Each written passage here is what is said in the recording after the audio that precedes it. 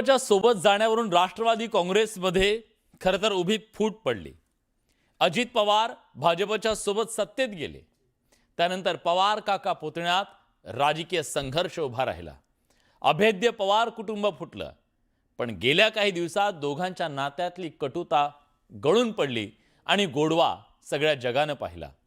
कौटुंबिक पातळीवर एकत्र दिसलेले पवार काका पुतणे कदाचित राजकीय दृष्ट्या सुद्धा पुन्हा एकदा एकत्र येणार अशी चर्चा सुरू झाली आहे। मैदान असेल अर्थातच होम ग्राउंड पुणे। पवार काका पुतण्या येणार एकत्र। पुणे आणि पिंपरी चिंचवड मध्ये एकत्र येणार। भाजपाचं आव्हान परतवून लावण्यासाठी खेळी। 2023 साली राष्ट्रवादी काँग्रेसमध्ये फूट पडून एका राष्ट्रवादीच्या 2 राष्ट्रवादी काँग्रेस झाल्या। पवार काका पुतण्याच्या पक्षानं लोकसभा आणि विधानसभा निवडणुका वेगवेगळ्या लढवल्या, मात्र महापालिका निवडणुकीत प्रामुख्यानं पुणे आणि पिंपरी चिंचवडमध्ये दोन्ही राष्ट्रवादी काँग्रेस एकत्र लढण्याची शक्यता व्यक्त केली जाते। पुणे आणि पिंपरी चिंचवडमध्ये एकत्र लढण्याचा सूर लावण्यात आला, तर वरिष्ठ नेते याबाबत निर्णय घेतील असा युक्तिवादही करण्यात आला। ज्या पद्धतीने दादांनी आमच्याशी चर्चा करून खाली चर्चा करायला सांगितली, त्याच धर्तीवर काही दिवसापूर्वीच माझ्या मुलीचं लग्न सोहळा पार पडत असताना आदरणीय सुप्रियाताईंचा शुभ आशीर्वाद देण्यासाठी मला फोन आला होता। त्या दरम्यान बोलत असताना ताईंनी देखील सांगितलं की येणाऱ्या महापालिकेमध्ये आपण एकत्र लढूया, जेणेकरून आपली मत विभागणी होणार नाही। तुम्ही ग्राउंडचे नेते मंडळी तुम्ही आपापसात चर्चा करून घ्या की मतविभाजनाचा फायदा हा भारतीय जनता पक्षाला व्हायला नको, आणि म्हणून जर हे मतविभाजन टाळायचं असेल तर समविचारी पक्ष असतील किंवा बाकीचे इतर पक्ष असतील भाजप सोडून या सगळ्या पक्षांशी चर्चा करायला काय हरकत आहे। आणि त्या अनुषंगाने आज देखील मी कोर कमिटीचा मेंबर असल्या कारणाने आज नाना काटे यांच्याशी आम्ही प्राथमिक चर्चा केली।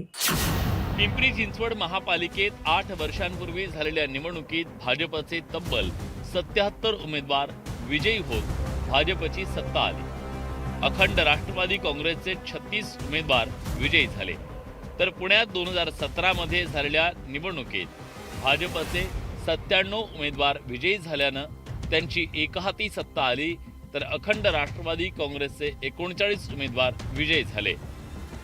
आगामी काळामध्ये कुणासोबत आमची आघाडी कुणासोबत युती होते, थोडं थांबा, पुढच्या 4-5 दिवसामध्ये चित्र क्लिअर होतील आणि क्लिअर झाल्यानंतर राष्ट्रवादी काँग्रेस पक्ष या महाराष्ट्रामध्ये क्रमांक 1चा पक्ष म्हणून आपल्याला निवडणुकीच्या निकालानंतर दिसून येईल। पिंपरी चिंचवडच्या बाबतीमध्ये स्थानिक पातळीवरती जर काही त्यांनी चर्चा केली असेल, माझ्याकडे त्या बाबतीतला तपशील त्या ठिकाणी नाही।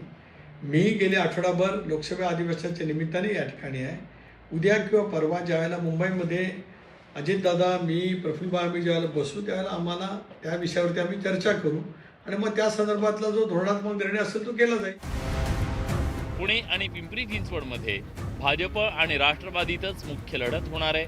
त्यातून या दोन्ही महापालिकेत महायुतीतल्या भाजप आणि राष्ट्रवादी काँग्रेसमध्ये दोस्तीत कुस्ती होणार आहे। अजित पवार आणि आम्ही पुणे आणि पिंपरी चिंचवडमध्ये एकत्रित लढू शकणार नाही। आम्हाला दोघांनाही एवढं राजकारण समजतं की आम्ही एकत्रित लढलो तर तिसऱ्याचा फायदा होईल, त्यामुळे तिसऱ्याकरता आम्ही जागा ठेवणार नाही। आम्हीच एकमेकाच्या समोर लढू, पण मैत्रीपूर्ण लढू।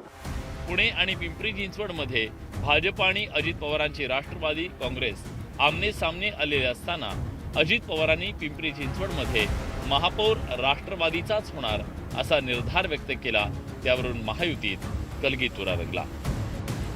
त्या संदर्भात मी यावेळेस काही करून पिंपरी चिंचवड महानगरपालिका राष्ट्रवादी काँग्रेस पक्षाची आणण्याच्या करता मी माझं सर्वस्व पणाला लावतो।